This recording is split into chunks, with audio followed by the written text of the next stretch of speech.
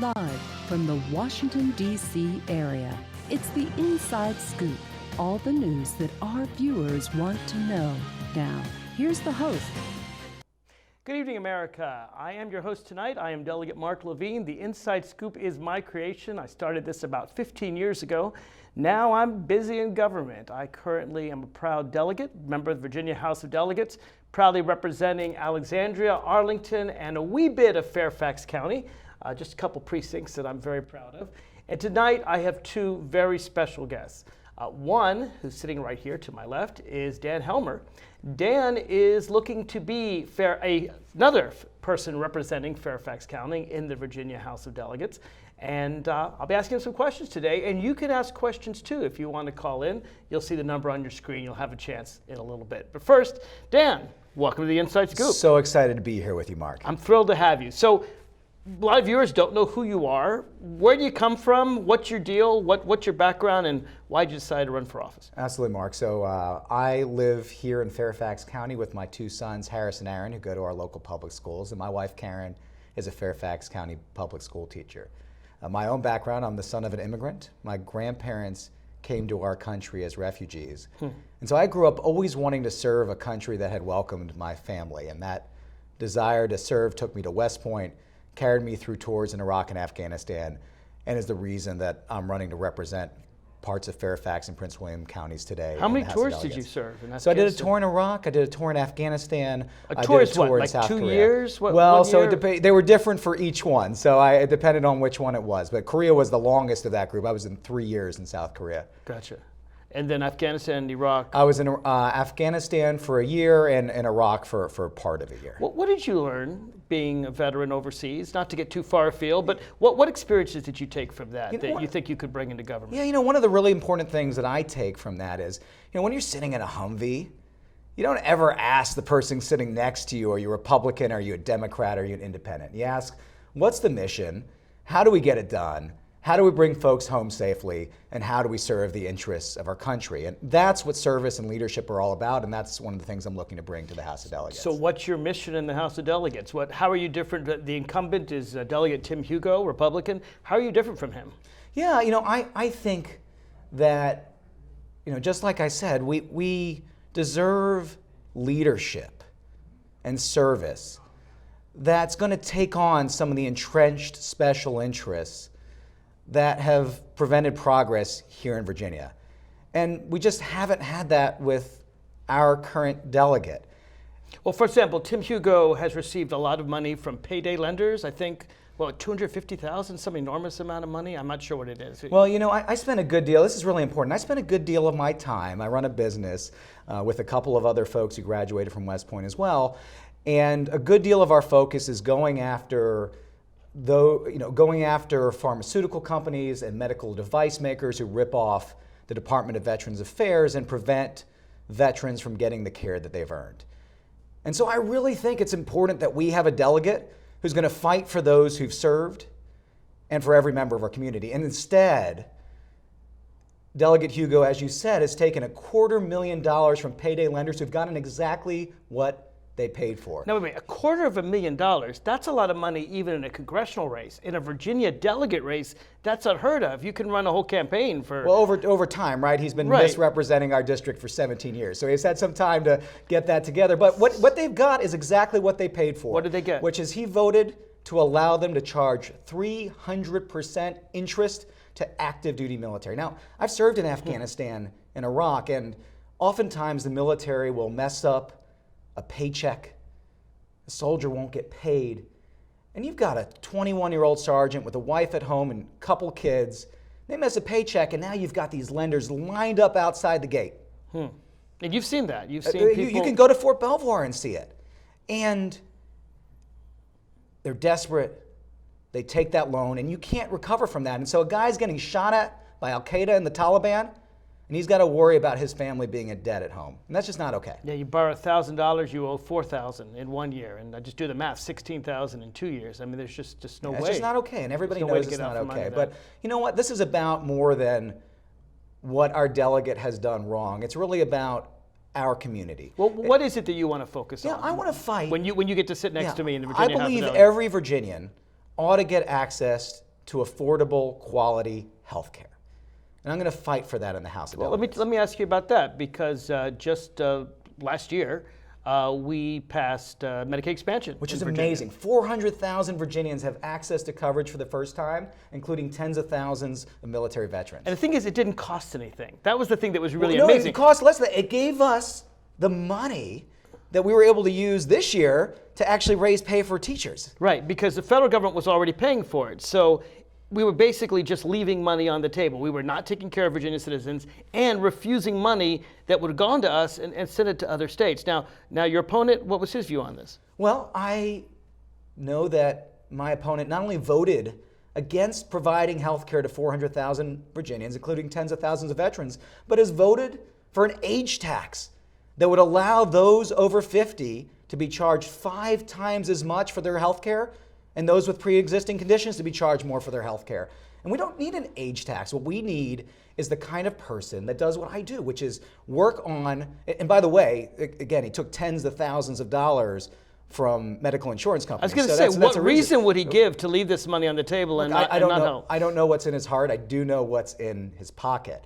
But what I'm going to fight for is to make sure that health care is affordable and accessible for every Virginian, that we take advantage of the fact that our Commonwealth is so large, that we use that to drive down the cost of drugs, of medical devices here. I think it's so important that every single Virginian can afford their care. That's about life itself. And for me, you ask what this is about, it's also about a very personal issue to me, which is my wife, after our second son was born, developed a heart condition. And thank goodness she's okay. But one of the things her cardiologist said is she should never get pregnant. And our delegate has voted time and again to put Richmond politicians between a woman and her own personal reproductive health care decisions. And I just think that's not okay. It's not okay for my family. It's not okay for my family that we couldn't afford health care if some of those bills had passed, because my wife has a pre-existing condition. It's not okay that she wouldn't be safe if some of the Alabama-type laws and Missouri-type laws were passed right here. And so he doesn't want to include in health care women's reproductive rights. Well, beyond that, it's about what kind of Commonwealth are we going to be? Are we going to be welcoming to every single Virginian? Are we going to respect the rights of women?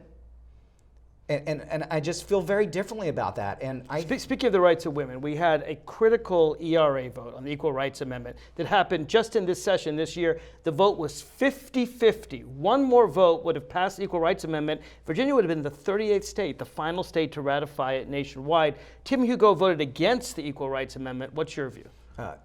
When I get to Richmond, if these people help you get there, I believe that every single woman in our country, in our Commonwealth, in our community, including those I served side by side with in Iraq and Afghanistan, ought to be guaranteed equal rights in our Constitution. I think it's a no-brainer. And I promise that I will be a deciding vote that allows us to become the 38th state to ratify the Equal Rights Amendment. So just as the 14th Amendment guaranteed that no matter your race, you are an equal citizen under the law, our amendment, the Equal Rights Amendment, will ensure that regardless of your gender, you are also considered equal under the law, because the women in our country deserve that. Now, this could happen soon. I mean, your election is in November this year, just in 3 months, less than 3 months, actually. You're probably counting the days. And then we start as early as January. We could have the ERA passed by February. Wouldn't it be amazing in a state with our history for us to seize the initiative in this critical moment and say, we believe that every single citizen in our country ought to be guaranteed equality under the Constitution? Just be amazing, CODA, and what a way to start off 2020, wouldn't it be? Now, Virginia does have a long history. In fact, we just celebrated the 400th anniversary of the Virginia House of Delegates, used to be known as the Virginia House of Burgesses. We are the oldest representative body in North America, in the Americas, actually, which is incredible. And it's really exciting, but of course with that comes a heavy responsibility. We have never had a progressive majority in Virginia's 400 years. And of course, the difference between the parties are really close, the Democrats, Republicans. Your seat might well make the difference. What do you think we could do in Virginia with a progressive majority? Well, I think with, look, I don't think we need to put labels on common sense. All right. Right, let's not put labels on common sense, but let's talk about what we can do. We can pass reasonable gun safety laws that prevent the sorts of tragedies that we've seen in Virginia Beach, that we saw at Virginia Tech, that we've seen in El Paso. You shouldn't have to wear the types of body armor I wore in Afghanistan to feel safe shopping at a Walmart. And so we can get universal background checks, we can get extreme risk protective orders, we can get limits on weapons of war on our streets. Now, your opponent insists that we do nothing. He says that our gun laws are just fine, that these massacres, they happen, people die, and that we really should do nothing. In fact, he voted just last month to adjourn the General Assembly rather than even consider, he didn't want to even consider any gun bill, any Democratic gun bill, any Republican gun bill. His views are our laws are just fine. You disagree? Well, I don't just disagree, but huge numbers of Virginians, folks in my district, I talk to many voters on the doors who are ready for a change. They're ready to see an end to gun violence. We are a Commonwealth today where more Virginians die from bullets than die in car accidents, and people are ready for a change. Now, you mentioned a red flag law. Why don't you tell our viewers what it is? Not everyone knows what that is. Yeah, so I think we should have common sense laws in place that ensure that if you present a risk to yourself or to your community, that family, friends, the police, through due process, through a court hearing, go through a court hearing, right? You have to go to see a judge. Have an opportunity to make sure that you can't have firearms in your possession while you're a danger to yourself. And by the way, as someone who's served, as someone who remains today a lieutenant colonel in the U.S. Army Reserve, this is really important to me because we have a veterans suicide epidemic in our country. Female veterans in particular, women veterans who've served in Iraq and Afghanistan are 2.5 times as likely to die from suicide as women in the general population. And we need to address that. And one of the ways we need to address that is by giving family and friends the tools to protect them in times. So red flag laws don't just protect us from people like the Dayton killer who had hit lists of people, or the South Carolina killer who said he wanted to kill black people. They also help take away guns from people who might use them against themselves. I think we really just need to tune down the rhetoric, right? We need to talk about common sense and public health issues as public health issues. All right, well, we still have a lot more to talk about, and we'll give you a chance to call in if you want to join us. We'll be right back with more of the Inside Scoop, and my guest, Dan Helmer, veteran candidate, the 40th District, right after these messages. We're back to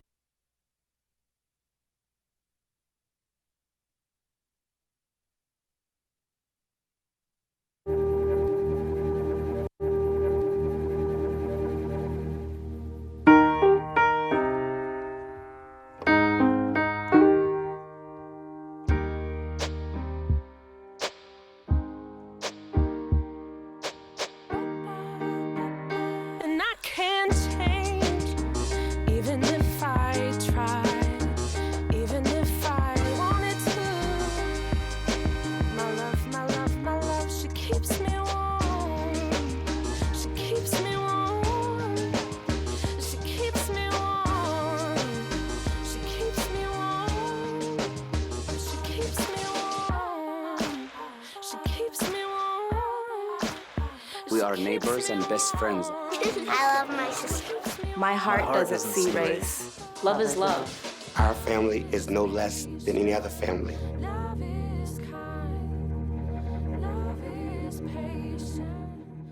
Open road, here comes the Heffley family. Whether it's a short trip or a long haul, estimated time 47 hours. They will beg. You're hungry? I'm happy to provide. They will plead. Deep fried butter on a stick. But whatever you do, don't wimp out. Now you're talking. Make them buckle up. He can't hurt. Remember, safety first. Cheese curls second. Are you orange?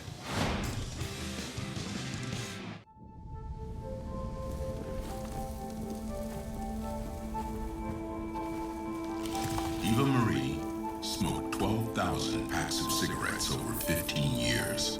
She quit, and now there's a new lung cancer screening that could save her life. You stopped smoking. Now start screening. No matter how much you smoked, early detection could save you. Talk to your doctor or learn more at savedbythescan.org. We're back to the Inside Scoop. here again, your host. Welcome back to the Inside Scoop. I'm your host, Mark Levine. I'm sitting here with Dan Helmer. He's a candidate for the 40th District of the Virginia House of Delegates. Now, Dan, a lot of people don't know where that is. Where is the 40th District? Yeah, so our district, it is gerrymandered, as you can do if you're the third most powerful legislator in the state. It runs from Fairfax Station out to Gainesville, and it doesn't make any sense the way it looks, but it includes Fairfax Station, includes Clifton, includes Centerville, includes Haymarket, includes parts of Gainesville is how to think about it. In Fairfax, and it also moves to parts of So it's southwest Fairfax County and northwest Prince William County. And northwest Prince William County. Yeah. So I would think that a lot of the folks in your district commute, go to Washington, D.C. probably, or other places in Northern Virginia. Do you hear a lot of complaints about transportation? Well, I'll tell you, this one's personal for me. I get up in the morning, and the first thing I do is spend 7.5 minutes at the intersection of Fairfax County Parkway and the Pope's Head Road. Wow. And as you know, the traffic only gets worse from there. And I wonder, I've had the same delegate for 17 years, like, why do I still have the second longest and one of the most deadly intersections in Virginia in our backyard? Well, why do you? I mean, we had a transportation bill this year. Why hasn't it been fixed? Well, one of the things that really stands out is that we had an opportunity, as you know, to get $100 million or more a year of additional money into the NVTA, something I would Northern support. Virginia Transportation. Northern Virginia Transportation Authority. And we weren't going to have to pay for it. That's the amazing thing. How do you get $100 million without paying Well, for it? so, there are a lot of people who come in Northern Virginia and they stay at our hotels. They generally work here, they commute here, they come from a lot of corporations that are sending people in during the week and they leave. And we were going to add a fee to hotel stays. We were going to assess a fee at the time somebody bought a house. Not when you lived here. When you bought a house, it was rolled into your mortgage. And every single dime was going to stay here in Northern Virginia. It was going to help add lanes onto Braddock Road. It was going to make sure that 28 got the full expansion that would have helped relieve traffic.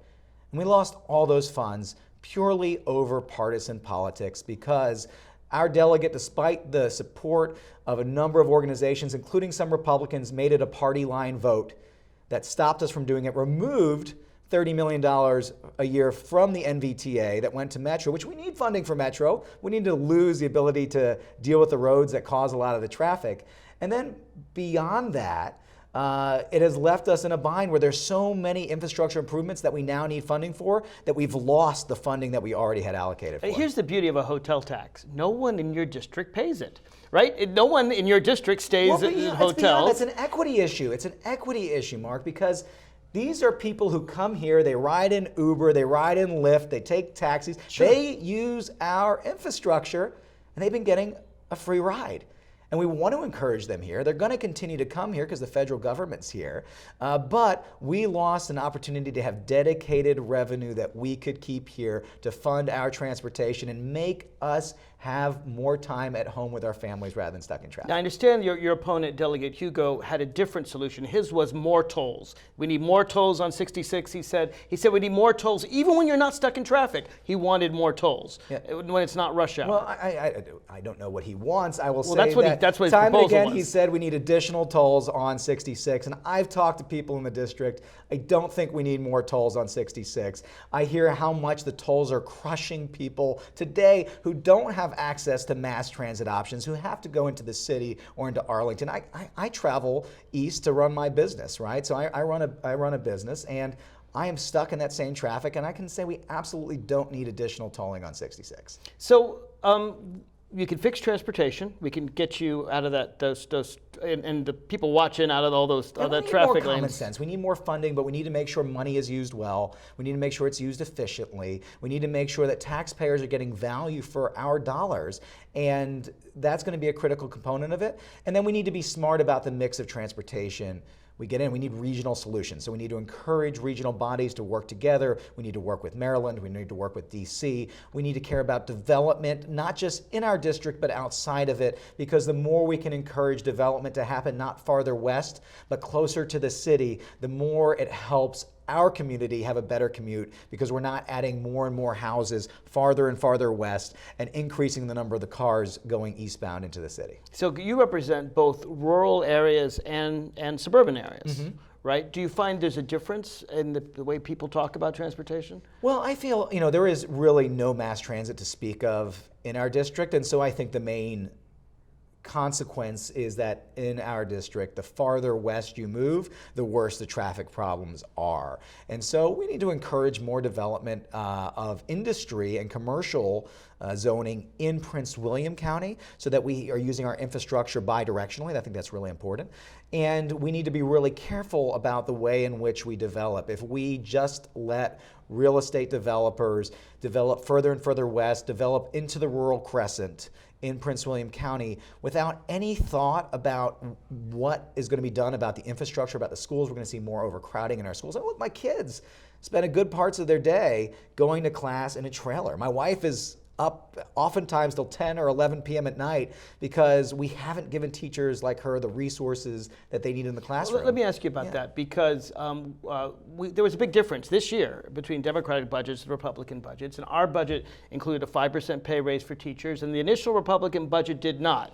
And we stood firm, the 49 Democrats, we actually got the 5% pay raise for teachers. Is that something you would have supported? I would have absolutely supported a pay raise for teachers. You know, one of the keys is we have a great education system in Northern Virginia, but we're facing challenges with overcrowding. We're facing challenges with resources, including do we have enough counselors? Do we have enough support for our teaching staff? What do our class sizes look like? And we're seeing high teacher turnover because we are paying well below what other states are paying for their teachers. And particularly in Fairfax County, we really do have to be worried about the quality of our education.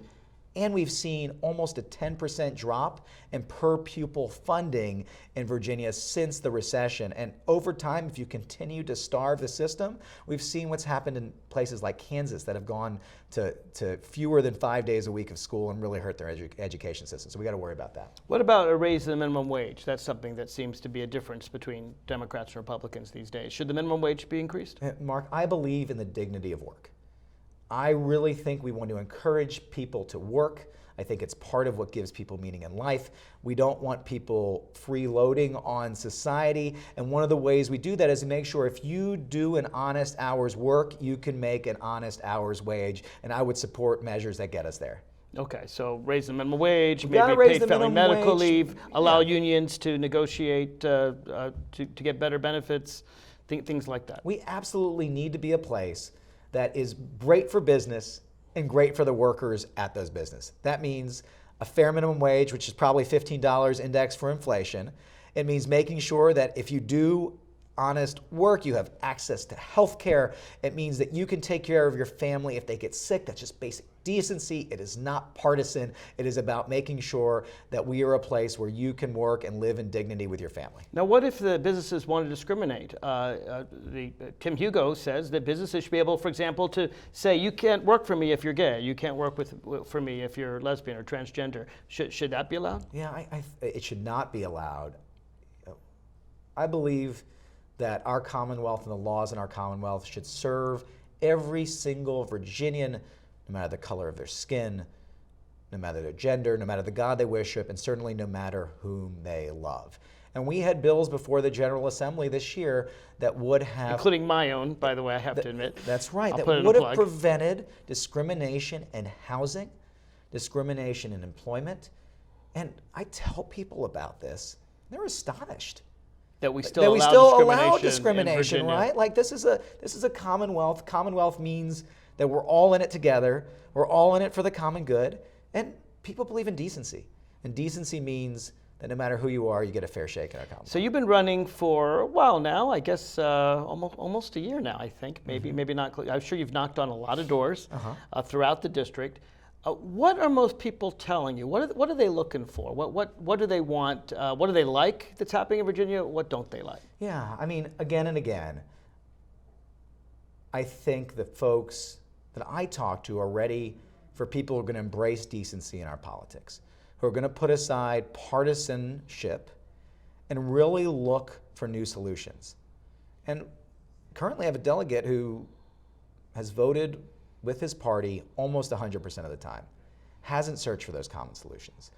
And I just think there are real opportunities to work across the aisle together to get legislation that works for our families. And that's what I hear people want. They want common sense solutions to prevent gun violence. So what would be a bill that you might propose your first year? Oh, well, I will absolutely on day one support universal background checks. I will absolutely, on day one, support the restoration of transportation funds. I will absolutely, on day one, support laws that ensure that health care for every single Virginian is affordable and accessible and of high quality. So you mentioned healthcare being accessible. What about delegates being accessible? You may know I do a monthly meetup every month with my constituents. Some delegates are easy to reach. You call them and they answer your emails, and some not so easy. What can you say to the people who might be choosing whether to vote for you or not about how accessible you'll be to their needs? You know, it's really hard to represent people if you don't hear what they have to say. And being a delegate, we don't call it a representative here, but it is about representation. And so I have gone out and talked to thousands of voters one-on-one. And that's exactly the kind of representation I plan to bring. I plan to have monthly meetings, town halls, open to everyone, regardless of whether you agree with my views. I make it a premium on our campaign that we respond to people's questions and their emails. And if someone has a question for one of my volunteers that they don't know the answer to, because I didn't talk to that person myself that time, I make it a point of personally reaching out to that person or following up. That's fantastic. Now, if people want to know more about your campaign, I assume you have a website. I do.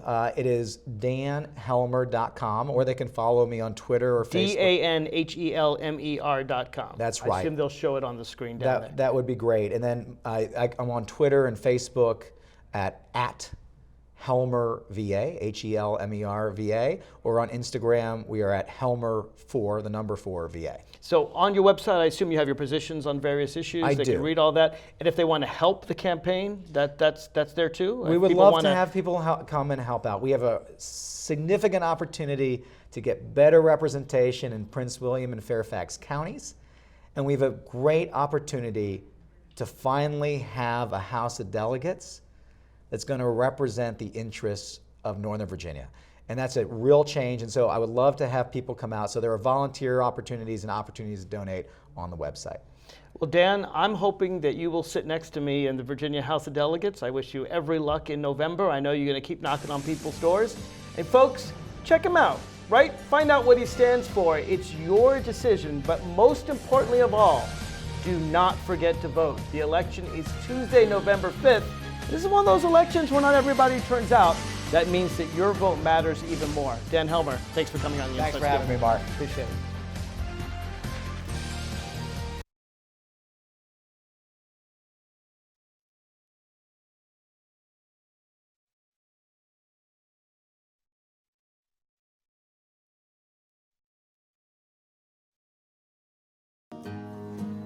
One day, he found out he had something called autism. His family got him help, and slowly, he learned how to live with it better. Early intervention can make a lifetime of difference. Learn the signs at autismspeaks.org. What do you think you're doing, Kevin? Was just gonna drive home. There are several warning signs present that you shouldn't be driving. Like hearing voices? Like your text-to-emoji ratio? Oh man, the selfies. Selfie, nailed it. We all have warning signs that let us know that we're probably not okay to drive. Mine is pretending to be your subconscious. Craig, come on man, let's put a ride home. Being a dad is an adventure full of special moments. A cruise? Surprise! Unexpected moments. I got this. And even awkward moments. Okay, Dad, thank you. But every moment you spend with your kids, even the smallest moments, can make the biggest impact on your child's life. So take a moment to be a dad today. So, I'm kind of new here, but I've noticed a trend. My human does this funny thing where she goes around and gets all my toys, and then she hides them in that basket by the door. You know, but it's always the same basket, and it's always in the same place. And then she acts so surprised when I find them, but, you know, she's putting them in the same basket. Again. It's like, hello? That's where you put it last time. You were the worst at hide and go seek.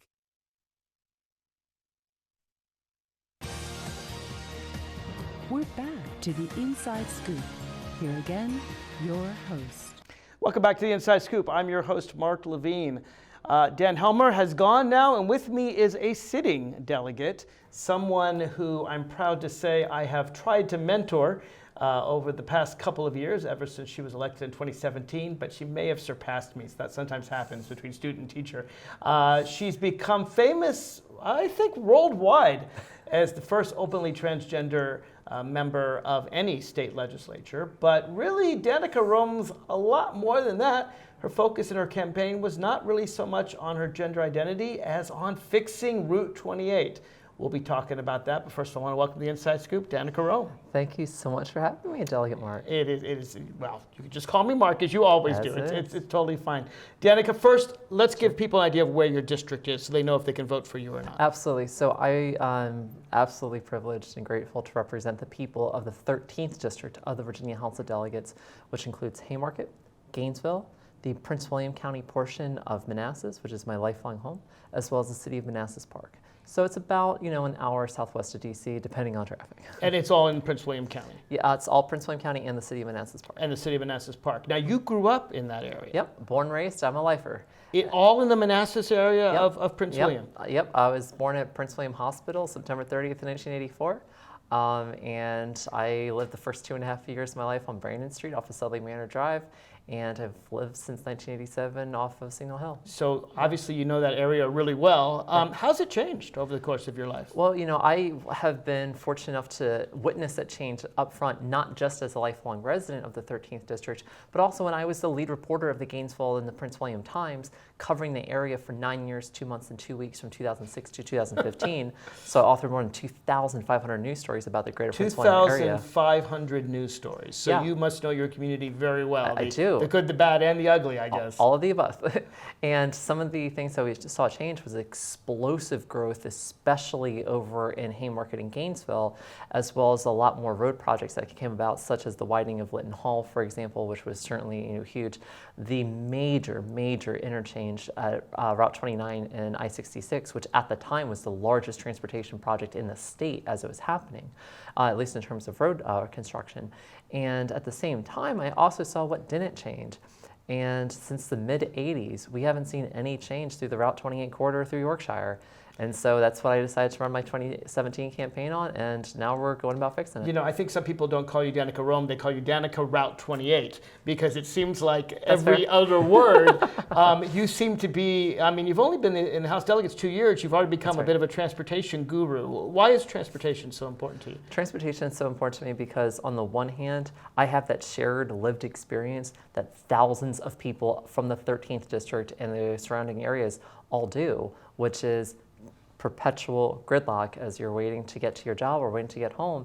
And I know what it's like being at 6th grade at All Saints Catholic School in Manassas, sitting there until 6:30, 7 o'clock at night, extended day, waiting for my mom to come pick me up because she was battling it out on 28, all the way back from her job from Dulles. She's been making that commute now for 40 years. So to me, that is as personal as it's going to get, and I decided to set out to go do something about it, especially by calling for alternative intersection designs along the 28 corridor between Yorkshire and Centerville. And soon we're going to have a nice little update about a very, very good bit of public policy. Well, let's talk about that, because not all of us are transportation geeks, and certainly not all of us are familiar with Route 28. So Route 28 has how many lanes? Sure. So it depends where you are on the corridor. If you're in Yorkshire, which is the portion I represent, as well as the city of Manassas Park, there are 2 northbound lanes and 2 southbound lanes, with a middle, what's often referred to in transportation terminology as a suicide lane. So it's a series of, you can turn left or right depending on which direction you're going. And at the same time, we also know that last year, the Northern Virginia Transportation Authority allocated $128 million for Route 28 improvements, including the widening in Centerville. That's now going to be widened from 4 lanes, so 2 lanes up and 2 lanes down, to 6 lanes. And that construction is due to wrap up between late 2022, early 2023. However, last year, when you and I were voting for the funding amendments for the Metro bill to preserve tens of millions of dollars of our roads and multimodal funding in order to dedicate, without having to lose dedicated funding for Metro, well, when those were shot down on a party line vote, it was a 51-48 vote, that cost our ability to do the 678 widening over in Centerville, at least for the time being. Dan Helmer and I were talking about that. Basically, the question was, would you rather have your roads expanded, or are you worried about people staying in your hotels paying another 1% more taxes, which of course, our constituents don't stay in hotels in our district. It seems like a really cheap way of doing it. And on top of that, the funding proposals that came up regarding the 1% on the TOT, the transient occupancy tax, as well as the 5 cents on $100 for the grantor's tax, that did not apply to Prince William County, Manassas, or Manassas So your Park people wouldn't have had to pay anything. at all. And instead, we lose money now because of that. And so that was why it was so important for us to pass the I-81 bill this year, because it didn't just dedicate so many hundreds of millions of dollars for our interstates throughout Virginia, but at the same time, it delivers $20 million a year back to the Northern Virginia Transportation Authority, which is money that we can use to fix Route 28, for example. So when the next 6-year plan comes up in 2024, I'm going to be pushing to make sure that we complete that 678 project. So bottom line, improvements to Route 28 are coming. They're coming perhaps a little more slowly than they otherwise would have. Some are under construction right now. Some of them are construction right now. The So 2866 what role interchange. did Delegate Danica Roem play in pushing for Route 28? Sure. So I authored and introduced 4 pieces of legislation, HJ 68 last year, as well as HBs 24, 66, 67, and 68 this year, all calling for VDOT to study alternative intersection designs along the 28 corridor. Alternative intersection designs, I mean like not Sure. traffic lights, but sort of Right. So basically, the point is to replace divided highways with exit ramps, things like that. So what we would be looking at basically is, removing the stoplights that stop traffic by replacing them with whether they're roundabouts, overpasses, flyovers. There's a lot of different really super creative engineering designs that the folks over at VDOT and their intermodal design agency, basically, that they deal with. And they have a program, it's called STARS, so it's a big acronym. And basically what they do with that is they figure out what are ways that we can safely and efficiently move traffic. And here's a great example. You might have just a standard intersection where you have 36 to 42 conflict points. A roundabout, you only have 8. And instead of a T-bone, which can be fatal, and unfortunately they have been on Route 28, you see instead side swipes if you're going to have accidents, and they typically are much fewer than you see before. And a great example, just today I was talking to one of the VDOT folks who told me that, and he's actually a constituent of mine from Haymarket, he actually told me that since the Route 50 roundabouts went in over Loudoun County, traffic accidents have been reduced by 92%. 92%. 92%. So that's lives saved. I mean, that's right, huge. right there. Right, and with 0 fatalities during that time. So there are issues other than transportation. Danica sometimes talks so much about transportation, she could talk for another hour. But I was accused of being a single issue candidate, I guess. Well, I get it. The people care about Route 28 in your district. It's important to know what your folks care about. Sure. But when it comes to lives saved, in Virginia and in the United States, a lot of people die in car accidents, but more people die in gun violence every single year. Yeah. What's the difference between you and your opponent in this race on issues of doing something about gun violence? Well, the main difference is I've actually stated my position, whereas my challenger has not. Period. She won't even say what she supports. Nothing.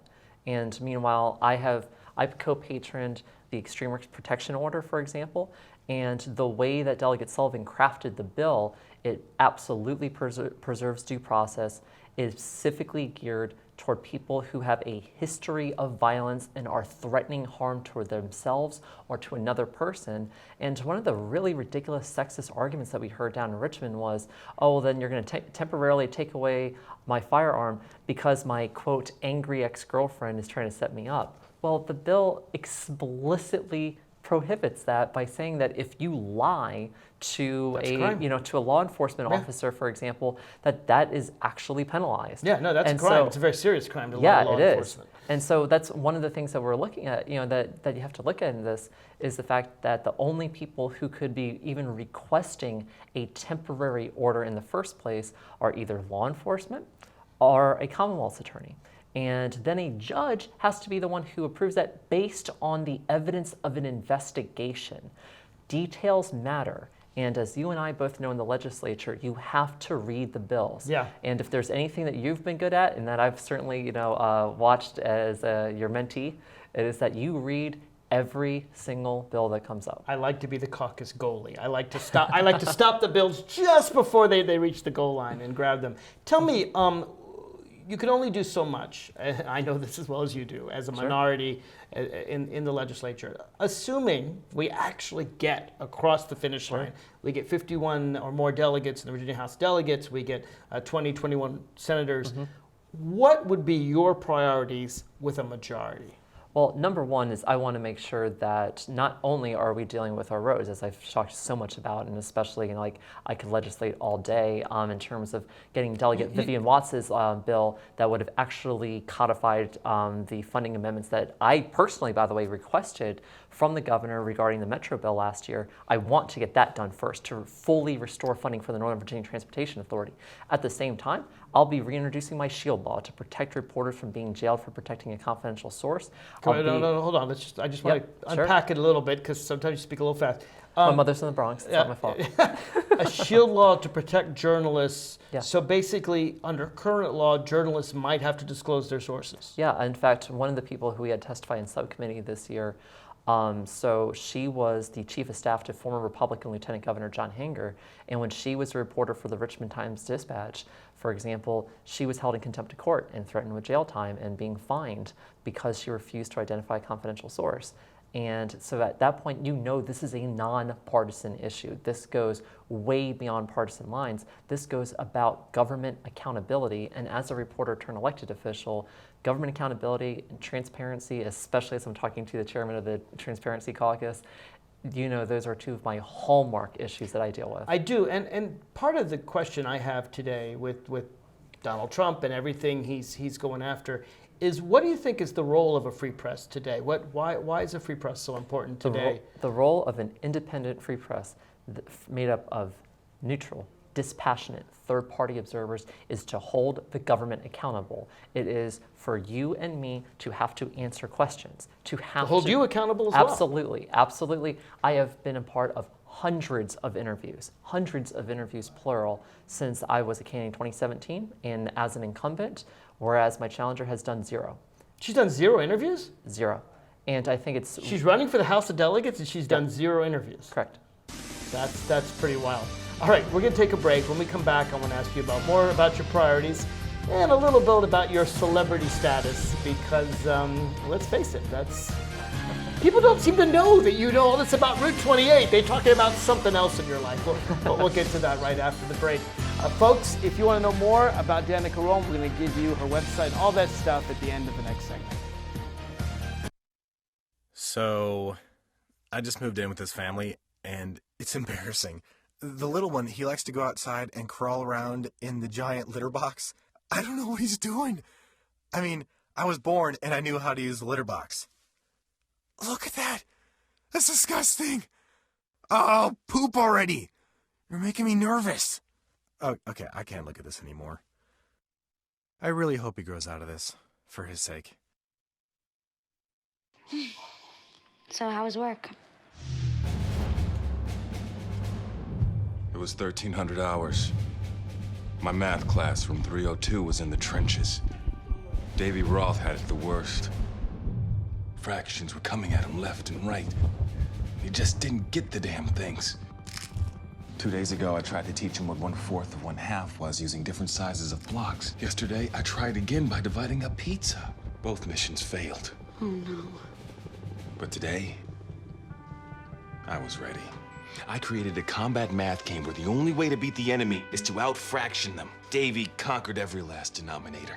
My game was so successful, the principal is deploying it to math squadrons all over the school. Anywho, how was your day?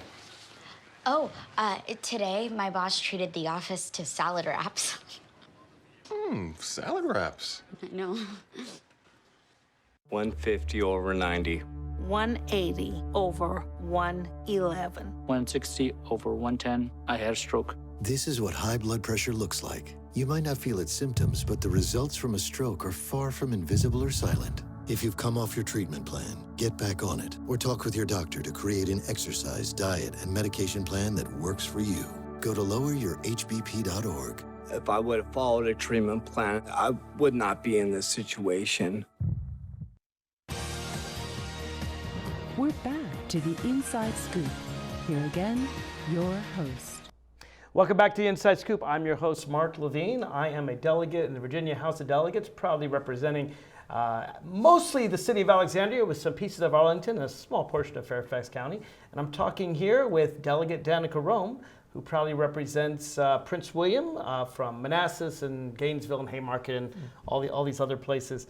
Danica, despite the fact that you've well proved that you are a transportation geek and you could teach a course on it, and you teach me a lot of things, which I appreciate, that's really not how you're known nationwide. You're known that way in your district, which is good because they're the ones who vote for you. But nationwide, people talk a lot about the fact that you're the first openly transgender state legislator in the country to be elected, to be out. And you got some newfound fame from that. I mean, how does that feel? Is that a little weird to suddenly be sort of nationally famous? So the way that I always phrase it is I'm a local legislator with a national profile.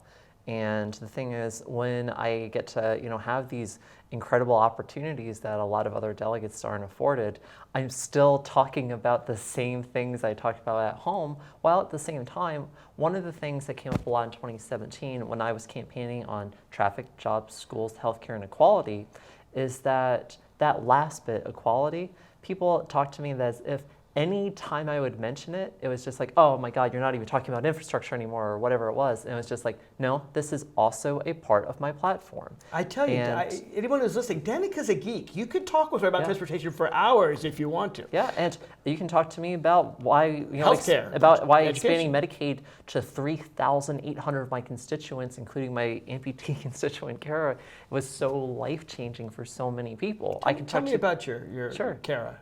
So sure. So she's one of my constituents. She was in the gallery as we were voting to give her health insurance because she was uninsured last year. And on January 1st, when she actually had her first day with Medicaid expansion, automatically within that first week, she was booking doctor's appointments. And by the time she got through the end of the month, she was already having a life-saving surgery. It is so life-changing and life-saving for our constituents alike, who now have access to quality, affordable health insurance that needs to be a right and not just a privilege for the people who can afford it. There's no reason why your delegate should have better health insurance than you do, and it's not because ours should be less, it's because everyone else should be at equal or better. The fact of the matter is it's who we represent. Now, Republicans for a long time opposed Medicaid expansion. I don't know whether your current opponent has talked about it at all, or is she just avoiding these topics? So my challenger has never supported Medicaid expansion. She's actively opposed to it. So instead, we hear just a lot of vagueness, along with a line of one of my constituents had to hear at the door that, oh, well, we won't have to vote on that next year in the House of Delegates. Yes, we will. We will absolutely have to reauthorize it as part of the budget. And that's why it's another thing that when you elect an investigative reporter into office, number one, I'm going to do your homework, or I'm going to do my homework. You do get the details right, which I appreciate. Absolutely. And number two on this is that as a reporter, I covered Medicaid expansion when before it existed. The debate and the fight over it when the late State Senator Chuck Colgan stopped by in the 13th District over at the Evergreen Health Center with then Governor Terry McAuliffe as they were talking to people who were uninsured and who would have absolutely benefited. And I was there watching a mother crying in absolute tears because she didn't have that. Well, now, all these years later, she does. Or at least she has access to that. And so many, so this more is than critical. 12,000 people will lose their health care, might lose their lives. If Medicaid expansion is on the ballot this November 5th, not as a direct referendum on it, but through who you choose to represent you and represent your community down in Richmond. And I can say that you and I alike absolutely are committed to not just protecting Medicaid expansion, but to fully implementing it. Now, even though you don't make that big a deal of it, your opponent is very much like your former opponent, Bob Marshall, in that she gets a lot of money from groups that oppose the Equal Rights Amendment, groups that oppose gay rights. What'd she say about marriage equality? Something terrible, I forgot. She equated it to slavery or something? Called it morally repugnant. And at the same time, you know what? My view on that is, I am elected to represent all the people of the 13th District, no matter what you look like, where you come from, how you worship if you do, or who you love. And all the people who I represent should know that they should be welcomed, celebrated, respected, and protected because of who they are, not despite it, and not for what discriminatory politicians tell them they're supposed to be.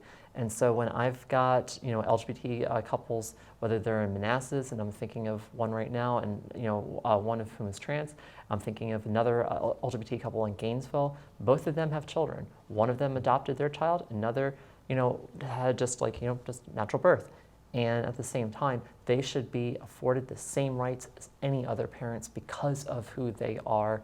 They're good parents, they're good people, and they provide loving homes to their children.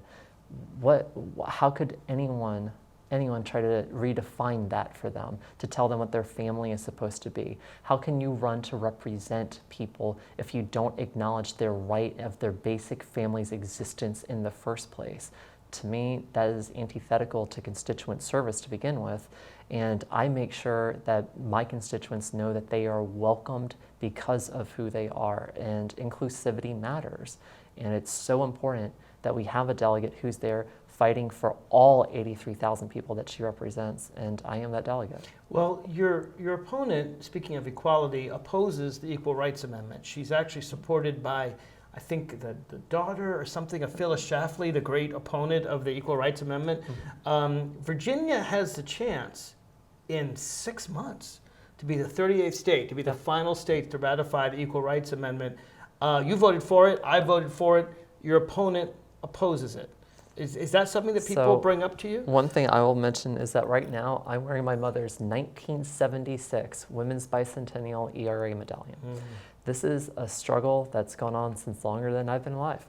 And you can argue it goes back to the 1800s. That's Katie Stanton and then the right to vote, the suffragettes. Sure, and I look at this as an issue where when, on the one hand, I hear people using transphobic rhetoric to oppose it, that's when I know what the real agenda is in terms of opposition. Whereas I look at this as a fundamental issue of equality, of true equality under law, so that the country nor any state can discriminate on account of sex.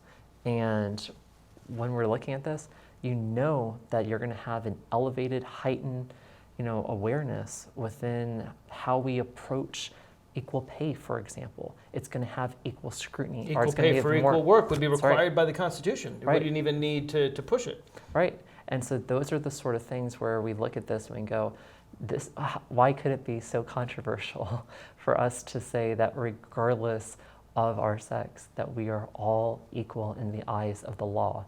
We must be. We have to be. And quite frankly, when I hear things people saying like, "Oh, well, you'll forever change the Constitution." Well, that's the point. When they abolished slavery, they forever changed the Constitution too, and I think that's okay. Yeah, I do too. I like to have the 13th Amendment right here. How can you help economically the people in your district? I don't know whether people are struggling to get by, raising the minimum wage, pay family medical leave. What are your ideas to help people simply put more money in their pockets? So both of those are right. So all of that is good. Yes, of course. $7.25 in Northern Virginia, you can't even afford rent on that, let alone health insurance. And at the same time, paid family leave. We're seeing this happen in Oregon right now. This is, this is not that far-fetched of an idea here. And in terms of strong unions, of course, we want organized labor. We want people who inherently understand that if you get sick, you should be able to have time off in order to get well, that your workplace conditions should be safe in the first place, and that you should have a living wage. These are all good things. At the same time, I'm looking at the idea of what happens when we actually deal with transportation, because transportation directly affects economic development.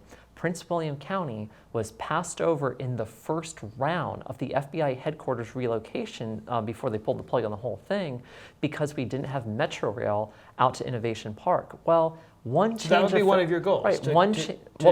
It's not so much on Metro as much as change one of that bit of federal code to commuter rail. And if we just extend the VRE, and I put in bills last year and this year to try to find a cost-effective way to extend the VRE out to Gainesville by having a first-of-its-kind commuter rail efficiency study where we examine what we do in Virginia versus best practices from Switzerland and Japan, which are the two top-ranked countries in the world for commuter rail, especially in Switzerland, where one statistic had it at 25% of the country's working population actually takes the train to work. Oh every yeah, day. I've lived in Switzerland. So then you it's understand. very easy to take the train. Right. What else are your priorities? So assuming the Democrats take over and you get the sky's the limit. I want to absolutely end school meal shaming. Meal shaming. Yeah, the idea that you can carry that a student who has a debt, for school meals, that number one, that student could be forced by a school official to throw away a meal that has already been served to them because they carry that school meal debt. And thank you for co-patroning my bill to make sure that would not happen. So under Virginia law today, a school can take a lunch that a kid's about to eat, a hungry child, that's right, away from them because their parents can't afford to pay for it. And force them to throw it in the trash can.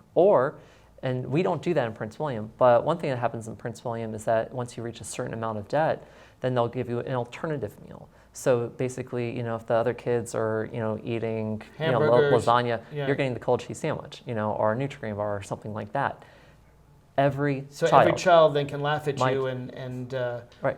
I want to end the stigma, and I want to make sure that every child throughout every locality in Virginia, when they enter their school in the morning, that they have a hot breakfast and that they can have a hot lunch and that they can go about their day. And it's so important. It is so important that we provide the best nutrition possible for children, as much as possible for children, because a lot of them, and including in my district, including in the 13th district, and I'm thinking of a number of areas in Manassas in particular where this is prevalent, children will go home and they either won't have another meal or they'll have an inadequate meal. And that's the last time that they'll actually have a decent meal before going to school the next time. And right now in the summer, I'm really, really happy that in both in Manassas Park and in Prince William, we have a number of elementary schools in Prince William, as well as the Manassas Park Community Center, that offers free breakfast and free lunch, for children, and and even adults, can, for a very low price, be able to, eat as well. Before you run out of time, I want you to let people know how they can find you. Sure. What's your website? Sure. So my website is delegatedanicaroem.com. It's DANICAROEM.com. ROEM. Delegatedanicaroem.com. Yep. You can find me on Twitter. I'm on there every day. It's at PWCDanica. And that's, again, DANICA, no K. And you can find me on Facebook at Danica Roem Virginia Delegate. And on your website, you have all your positions on a variety of issues? You will see very, very few websites across the state will have that comprehensive of a list as we All do. right, and people can join your campaign and help you on that website too? Yes, you can. You can I sign hope up. you will. I can't imagine serving in the Virginia House of Delegates without my colleague Danica Roem. She's a breath of fresh air. She's so intelligent, and she reads all the bills. Can't say that's necessarily true of some others. Thank you very much for coming here on the Inside Scoop, Danica.